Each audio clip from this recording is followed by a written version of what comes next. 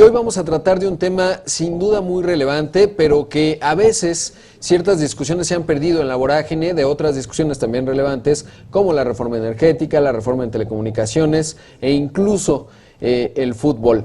Pero realmente hay algunos asuntos como qué está pasando con los grupos financieros y cuáles son las ventajas de esta figura. Y para hablar del tema me da mucho gusto darle la bienvenida a Eduardo Gómez Alcalá, socio líder de la práctica regulatoria y de cumplimiento del sector financiero. Eduardo, ¿cómo estás? Bienvenido. ¿Qué tal? Mucho gusto, Rodrigo. Con mucho gusto estar en tu programa. Muchas gracias. Y también está Angélica Prieto, directora de la práctica de riesgos financieros de PwC México. Hola, Rodrigo, ¿qué tal? Eduardo, pues ¿qué te parece si comenzamos a enmarcar justamente de qué hablamos cuando tocamos? Pues se están definiendo nuevas cosas con respecto a los mismos. Sí, claro, con mucho gusto. Mira, yo te diría que dentro del contexto de la reforma financiera hay 13 decretos, hay modificaciones a varias leyes, pero solamente hay una expedición de una nueva ley completa, y esta ley es la ley para regular las agrupaciones financieras. Se expide de manera completa, deroga la que existía en su momento, que data del 1990, y realmente con esta ley se le da un impulso importante a todo el andamiaje corporativo de negocios y de riesgos de los grupos financieros, y empieza a redefinirse las reglas del juego y a darse mucho más impulso a esta figura tan importante para nuestro país. Parte de esta iniciativa es la adecuación de las nuevas circunstancias económicas de nuestro país a la figura del grupo financiero y cómo dotar de un mayor incentivo y un mayor atractivo a esta figura que es fundamental. Por supuesto. Angélica, empecemos por el ABC, como parte de lo que dice Eduardo, estas nuevas definiciones, pero ¿qué es un grupo financiero? ¿Qué es un grupo financiero? Es un aglomerado de entidades financieras que la tenencia accionaria la tiene una sociedad controladora, a la cual se le va a llamar grupo financiero. Entonces, lo que sucede es que la tenencia accionaria la tiene esta entidad, esta sociedad controladora, y por ende, al tener por lo menos el 51% de la tenencia, la va a controlar, va a tener el control. Por eso se llama grupo financiero. Eduardo, y en este contexto de lo que va cambiando, antes de hablar de las ventajas de tenerlo, ¿cómo se van definiendo estas nuevas reglas y sobre todo qué implicará y qué implica para los grupos financieros? Sí, fíjate que hay varios cambios importantes en lo que es la conformación del grupo financiero.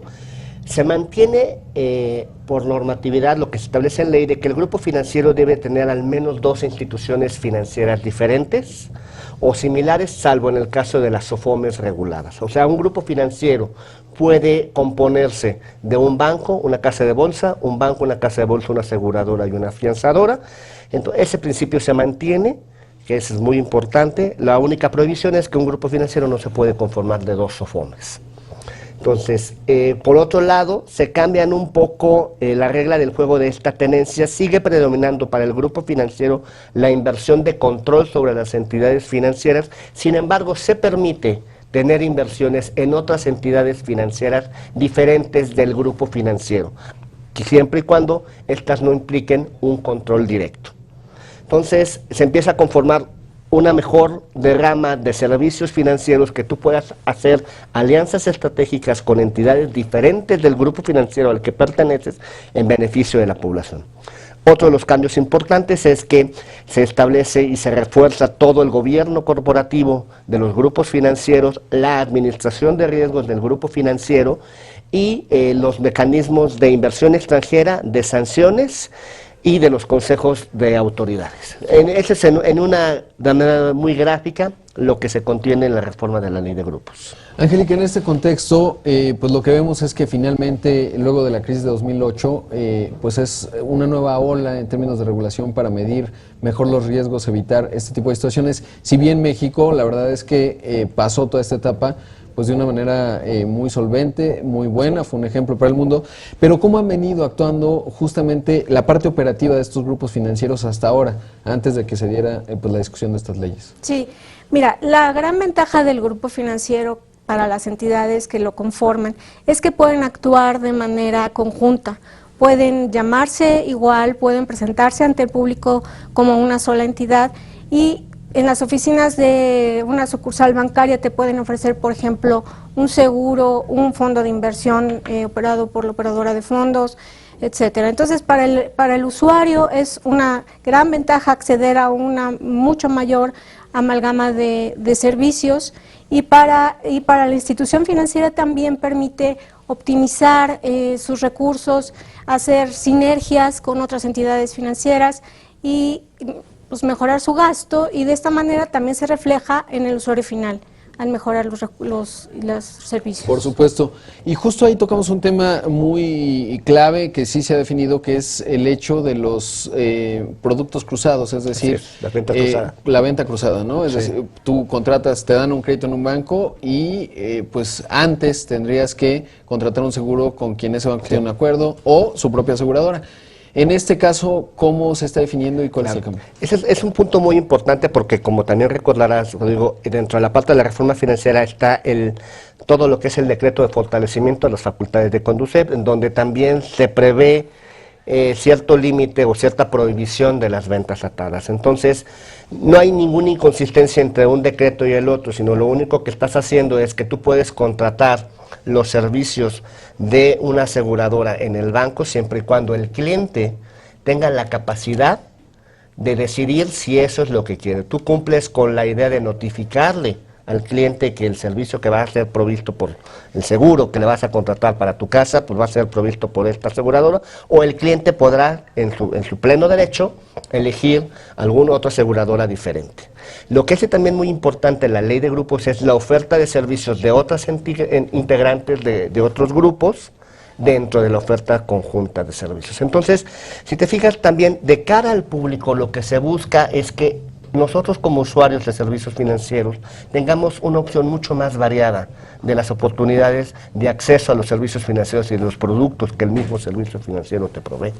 Por supuesto, y es que esto abona a la palabra clave, o bueno, el concepto clave más que palabra, que se llama inclusión financiera.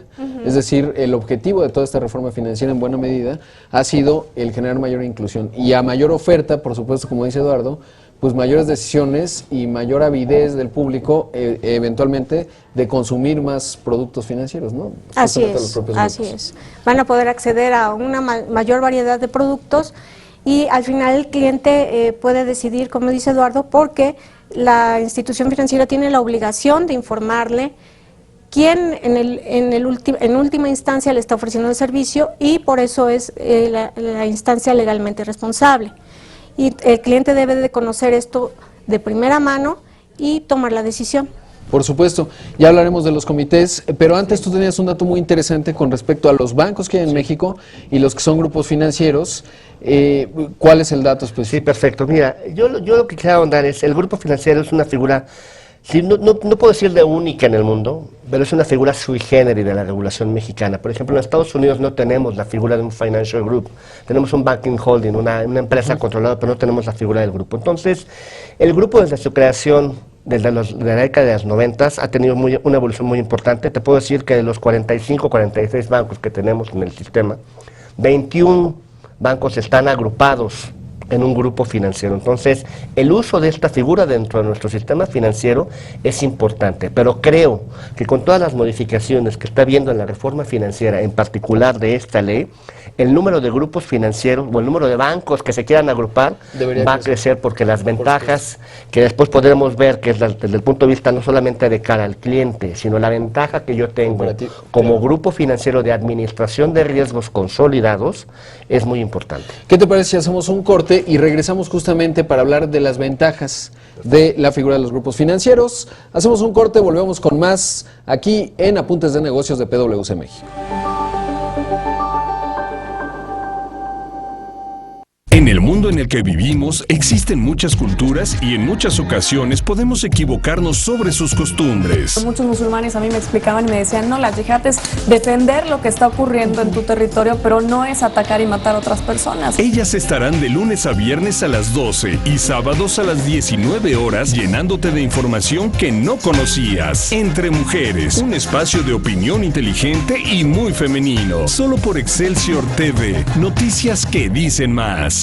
Vivimos en un mundo digital en el cual es importante estar a la vanguardia de los últimos adelantos tecnológicos. Los antiguos fundadores de Twitter siguen haciendo sus pininos fuera de la empresa de 140 caracteres. Esta vez, Evan Williams acaba de abrir al público su plataforma de blogging Medium, que se define como un lugar para escribir y leer mejor. Paul Lara te trae Hacker TV, de lunes a viernes a las 15 horas y los sábados a las 10 de la mañana, solo por Excelsior TV. Cuestionemos todo.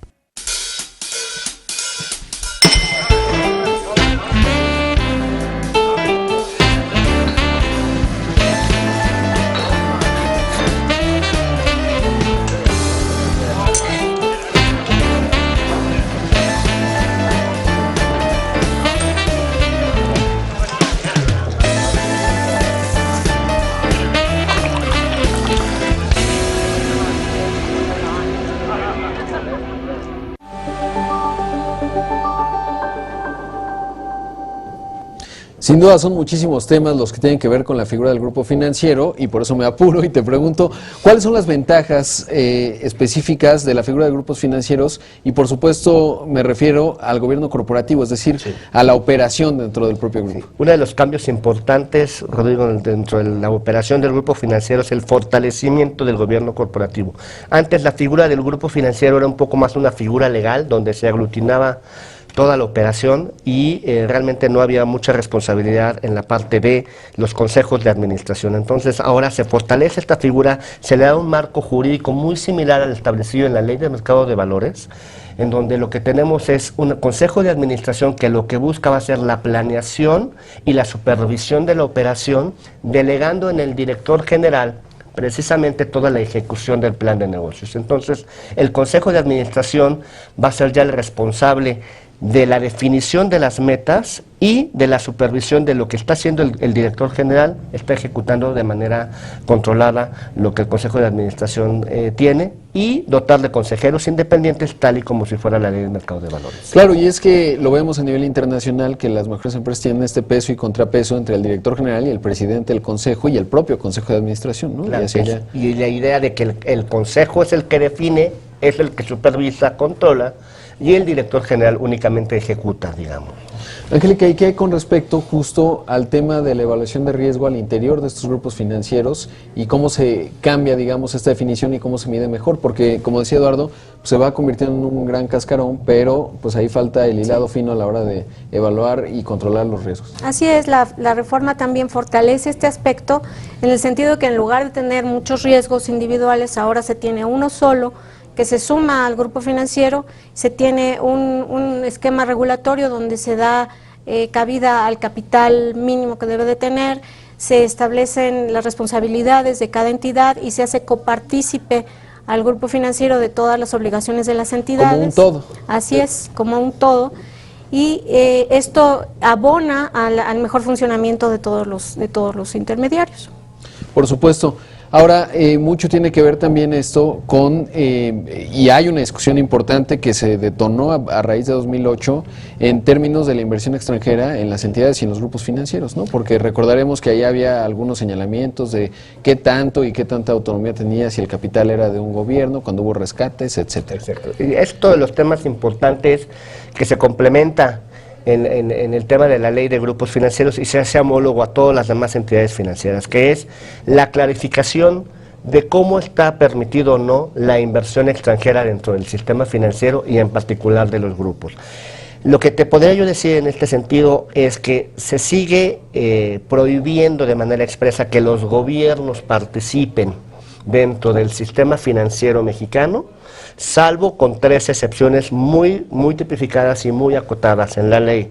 El primero es que esta inversión no sea del tipo patrimonial, es decir, que tú no inviertas para efectos del control, sino únicamente como una estrategia de inversión normal de una entidad. Con esto le das entrada a mucho fondo soberano que puede canalizar el recurso hacia el sistema financiero mexicano. Aquí es interesantísimo, y sobre todo porque eso le da otra dinámica en donde puede haber más captación de recursos de fuera. Exacto, siempre y cuando esta inversión nunca sea con el afán del control. Del control, famoso excepto de poner a alguien en el 51%. Consejo de Administración, ahora que lo mencionábamos, al director general, o determinar la estrategia. Determinar la estrategia. El otro tema es aquellas participaciones que pueden ser temporales y derivadas de un programa de rescate, ¿no? Que está muy acotado, está muy preciso en cuánto y cómo estás interviniendo, y que eso es únicamente de manera personal, y todo el tema de la inversión en donde puedas hacer de manera indirecta a través del sistema financiero. Entonces, se clarifica de una vez por todas esta gran controversia que surgió en años pasados y donde se pone el punto claro de que no es permitida esta inversión, y todo lo demás tiene que ser una inversión diferente al control del sistema financiero. El control del sistema financiero mexicano tiene que seguir estando, digamos, en manos mexicanas. En manos de entidades establecidas en México. Sí, porque aquí justamente parecería lejano, y quizás por eso antes no se había definido, el pensar en este tipo de esquemas en términos de rescates, etcétera, pero luego vino la gran crisis, y no solo de la banca estadounidense, que tiene una presencia muy fuerte, se pensó que había, pues están sus exámenes de estrés y toda esta discusión muy profunda, y que no sabíamos bien a bien si eventualmente pudiéramos derivar en una situación de necesidad de intervención del gobierno. Porque es importante recordar, Rodrigo, que sigue existiendo la figura de filial. Puede haber grupos financieros filiales, ¿no? Y esos pues obviamente son manos extranjeras, pero lo que sí está controlado es la forma en la que los gobiernos extranjeros no pueden participar, o las funciones muy acotadas en esto, ¿no? Y esto yo creo que es algo que abona mucho a darle claridad y certidumbre jurídica a todas las inversiones que se puedan hacer en el sistema financiero, ¿eh? Sí, esta capacidad de captar más. Y justo ahora que hablamos de esto que ocurrió, que era impensable, a raíz de 2008 y luego en Europa 2010, etcétera, ¿cómo desde el punto de vista operativo esto va fortaleciendo a los grupos financieros para evitar situaciones en donde no haya un control de riesgos a la hora de no mantener ciertos parámetros en reservas de capital consolidado, etcétera? Sí, no, se ponen reglas muy claras del juego, precisamente para evitar que esto pase. Entonces, el límite de capital que tienen que mantener los grupos financieros se mantiene en el 10.5, y también cada una de los participantes de cada grupo tienen que mantener individualmente este nivel. Sí, porque si no lo puedes compensar, ¿no? Corres un riesgo muy grande en una entidad, lo tienes por los cielos, pero en otro ahí le das contrapeso y explota el problema de todos modos, ¿no? Todos los límites regulatorios de reglas de diversificación, de créditos relacionados con partes relacionadas, tienen que ser cumplidos individualmente por cada una de las entidades, más aparte todo el grupo financiero en su conjunto. Entonces todo esto es muy importante para evitar lo que tú estás comentando. Por supuesto. Ahora, otro de los aspectos, porque son muchos, y ya estaremos hablando en múltiples programas de todo lo que tiene que ver con el tema, pero hay muchos comités, ¿no? Brevemente, ¿en qué consisten estos comités y para qué sirven? Uno de los aspectos importantes dentro de la ley de grupos es el establecimiento de la coordinación entre las autoridades. Otro de los mandatos muy importantes de la reforma financiera es las autoridades financieras tienen que coordinarse al ejercer sus facultades de supervisión. Y esto lo vemos en dos ámbitos. El primer ámbito es de manera directa en la conformación de los grupos, porque la supervisión ahora es igual que los riesgos, de manera consolidada. Entonces, eso de alguna u otra forma hace que el Banco de México, el IPAP en la parte que le corresponde, y todas las demás autoridades financieras supervisoras, la CONSAR, la Comisión Nacional de Seguros y Fianzas y la Comisión Nacional Bancaria de Valores, se coordinen para efectos de cómo ejercer la supervisión, de las reglas de supervisión, de las visitas de inspección. Es un aspecto muy importante de coordinación de autoridades financieras, y el otro muy importante es el establecimiento de los consejos de los comités. Y ahí podríamos hablar del establecimiento de tres grandes consejos, tres grandes comités. Primero es obviamente el Consejo de Estabilidad del Sistema Financiero, que lo que básicamente busca es cuidar los riesgos sistémicos y cuidar que el sistema financiero como tal pues no entre en un riesgo sistémico que llegue a proporciones como llegaban las crisis internacionales, ¿no? Yo creo que ese es de los más importantes y los más activos. Hay otro que es muy importante y que también abordaste en el programa ahorita, y que también la reforma financiera lo aborda, que es el Consejo Nacional de Inclusión Financiera, que básicamente este consejo lo que va a hacer es definir la política de inclusión financiera, delinear las estrategias y buscar la ejecución para que tengamos una inclusión financiera mucho más importante. Y el tercero, no menos importante, es un comité, ya no es un consejo, pero es el Comité de Educación Financiera, que también lo que va a regir es toda la política de educación financiera de este país, cómo debemos dotar a la población de una mejor educación financiera para que tenga servicios de calidad. Pues Eduardo, Angélica, les agradezco mucho. Sin duda es un tema que apenas comenzaremos a discutir y espero que lo hagamos en programas subsecuentes porque es realmente muy vasto lo que se tendrá y lo que ya se está discutiendo, definiendo y por supuesto con implicaciones sustantivas para el país. Muchísimas gracias. Gracias a usted. Te invitamos a seguir cuestionando la información con los siguientes videos.